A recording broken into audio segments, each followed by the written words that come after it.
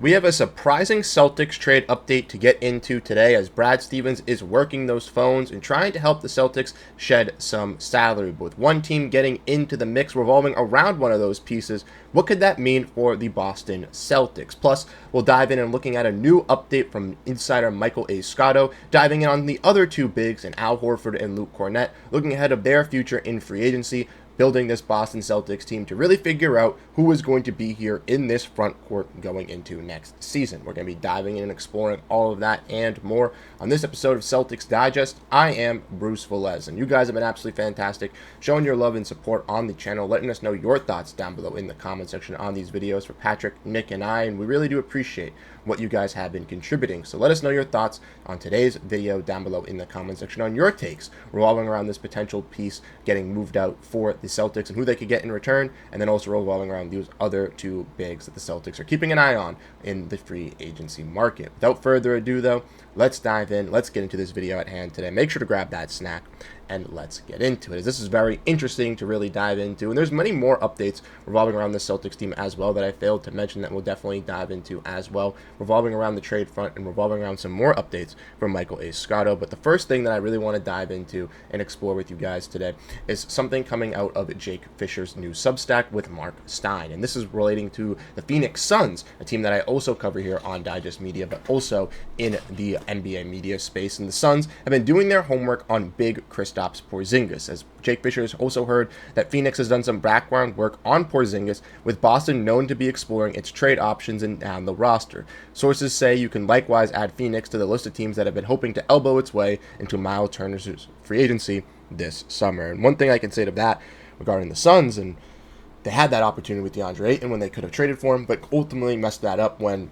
they had him signing that offer sheet and then had to bring back DeAndre Ayton. But regardless of the fact of that, diving back into the Kristaps Porziņģis thing, this is kind of known between the Celtics, right? They could put a player like Kristaps Porziņģis out there on the market with them trying to shed salary, like we've mentioned in multiple videos in the past. Guys like Kristaps Porziņģis, Jrue Holiday, and Sam Hauser are kind of on that chopping block. I do know the Celtics are taking calls on Jaylen Brown and guys like Derrick White, but ultimately I do not see them moving them even after this Desmond Bane trade, because I genuinely do not see the Boston Celtics going out and trying to get this big lengthy haul for one of these guys and then a team actually going out and doing it. I realistically don't see it. I see the Celtics keeping the score and keeping it intact, but with one guy to really keep an eye on is Porziņģis. Now for the Suns, this kind of makes sense. They obviously do need a center. That's been one of their main gray areas in their team roster building since trading DeAndre Ayton, and they haven't had a really solid center since. And Porziņģis could obviously bring that for this Suns team. The one problem is with Porziņģis, obviously, is his injury concerns here, right? And obviously for the Suns, a team that dealt with injuries those last couple of seasons, that's a little bit weary, in my opinion, if you are a Suns team trying to trade for a guy in Porziņģis. But on a one-year deal at $30 million, if you feel like this can be your filler center for this season and potentially could even work a long-term extension with him on a cheaper end, then this is the time to invest low or to buy low and hopefully invest high in a guy in Kristaps Porziņģis to really turn it around with a guy in Devin Booker. But ultimately, when seeing a guy like Kristaps Porziņģis being involved in this, what could the Celtics get back? Now, the Suns obviously are rumored to be in Kevin Durant trades, but I don't see them doing a deal revolving around Kevin Durant and Kristaps Porziņģis unless they're a third team, and obviously Durant is going somewhere else. Maybe it's a deal revolving around some of those smaller contracts like Grayson Allen or Royce O'Neal, but for the Celtics, I don't necessarily know if those are guys you really want to buy into. Maybe a Royce O'Neal, as he can play that 3-and-D wing role and can start as he showed with the Phoenix Suns last season, so we could fill that role in for Jayson Tatum here for this season, and then going into the next couple seasons is on a $10 million contract, so it's a little bit cheaper. But a guy like Grayson Allen is basically what the Celtics have in Sam Hauser, with Sam Hauser, in my opinion, being a better perimeter defender and also being on a cheaper contract. So trading for a guy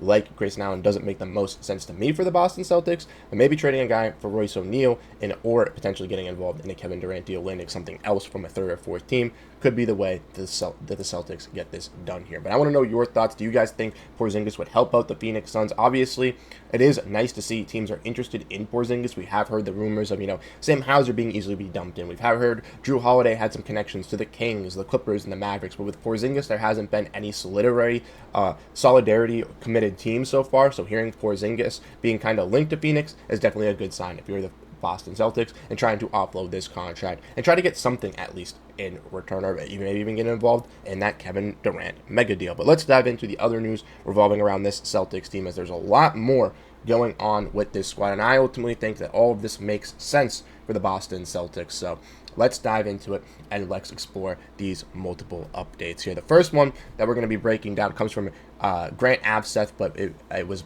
reposted by GRD Green Runs Deep, one of the biggest Boston Celtics superfans out there. And he said that the Celtics, Thunder, and the Nets are reportedly among the teams looking to trade up in the draft. Boston has picks 28 and 32 and can be looking to combine those to move up. Now, this is something that Patrick and I have discussed. This is something that Patrick, Nick, NBA, and I discussed over on our stream last week as well. So if you missed that, go check it out. But it's definitely something to consider with this Celtics team. Like we've mentioned multiple times, with them being in the second apron and having to shed salary, it would make sense for the Celtics to take 2 selections here, to have 2 roster spots to kind of really fill in along guys like Baylor Shyman and Jordan Walsh, to really ultimately bring out the competition for the Celtics, to see who of these best young rookies or younger scale players can really make an impact for the Celtics secondary rotation next season. But ultimately, the Celtics could package both those picks to move up if they do feel like a guy that they truly do want is slipping. We did see them do this in reverse order, trading back to get a guy like Jordan Walsh, but in plenty of guys that we've talked about with the Boston Celtics, maybe a Cedric Howard like Patrick's talked about who they've worked out,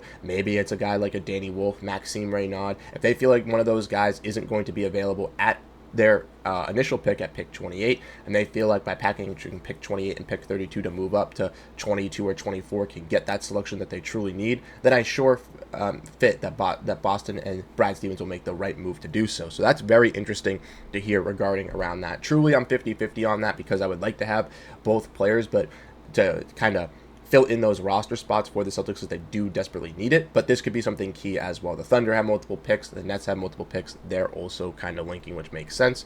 We also did see this from the Michael Scotto update as well, but I did see it on a tweet from Jack Simone, courtesy of How About Them Celtics and Hardwood Houdini, letting us know that Maine Celtics head coach Tyler Lashbrook, who was their head coach last season, will be moving up and staying with the Celtics organization, now going into the Boston Celtics. We all heard about Phil Pressey as well. We did not make a video on this, but Phil Pressey, someone who did play for the Celtics in a little bit of their gutter years, is now going to be the Maine Celtics head coach. So good things for a guy in Phil Pressey, great things for a guy in Tyler Lashbrook, who's moving up in the ranks, and who knows, potentially could find himself sitting as one of those assistant coaches alongside Joe Mazzulla down those pipelines in a couple of years, similar in a Sam Cassell position. But we're going to dive in and look at the other updates regarding Michael A. Scotto's article talking about multiple things around the NBA. But we're going to be diving in and looking at the the Boston Celtics in today's, where we dive in and look at the Celtics looking to trim their books while being $22 million over the second apron,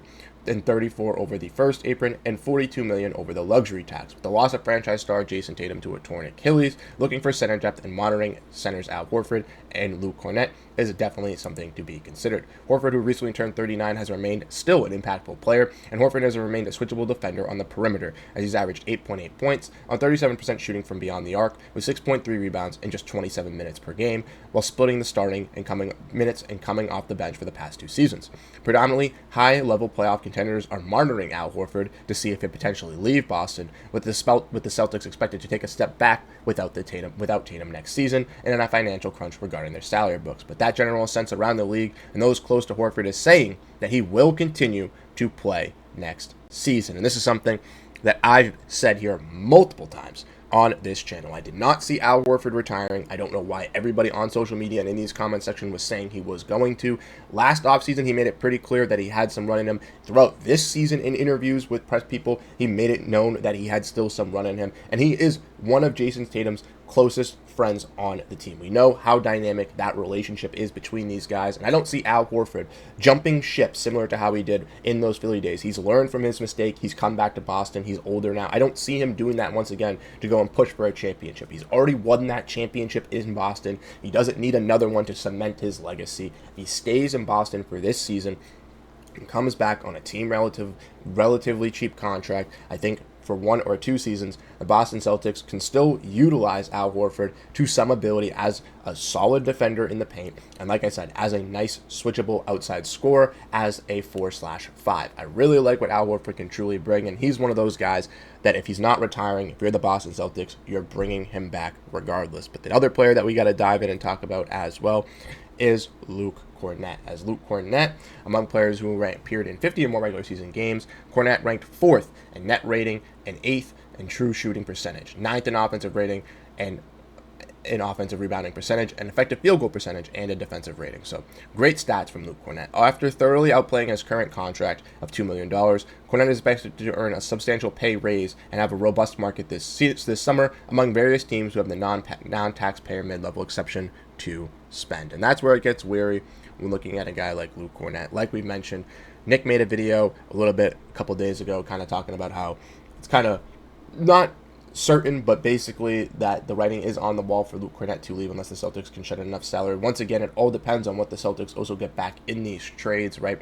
We do know that they're going to be looking to trade Jrue Holiday, looking to trade Kristaps Porziņģis, and if they can get a center in return or someone that can fill in that role, maybe it does mean the door is out on the way for a Luke Kornet or an Al Horford out here for the Boston Celtics and not returning because they already have enough bigs on this roster. But we could see the Celtics as well not get a big in return and save that money so they can bring back both of these guys to really fill in and supplement that role for the Boston Celtics at that center position. And that's where I think you got to keep your eyes on with this team. Nothing is locked in stone. You have Brad Stevens is still working behind the scenes trying to figure out what's going to be the best deals and what's going to set the Boston Celtics up for the best success this season. And we're all going to see it unfold in a couple days, weeks, and it's going to be absolutely brilliant. So let me know your thoughts down below in the comment section. Like I said, really, really solid news regarding the Celtics potentially trading up in the draft, hiring Tyler Lashbrook from the Maine Celtics into their coaching staff, and promoting Phil Pressey to being the head coach of the Maine Celtics. So congrats to him. News revolving around the Suns having some interest in Porziņģis, potentially in a separate deal or in a 3-team deal revolving around Kevin Durant. And also, we also had some news regarding around Al Horford, most likely not retiring, like I've said, 90% of the time, and staying in the NBA. And Luke Kornet gaining a little bit of a robust market out there in free agency, so it may be difficult for the Celtics to bring him back. Once again, thank you guys so much for tuning in, showing your support, hanging out here, listening to this video. I really do appreciate all the support you guys have been giving us on the channel once again, and it's really appreciated. So thank you so much, and I'll catch you guys in the next one. Once again, let me know your thoughts, and peace out. Have a great rest of your day, and go Celtics.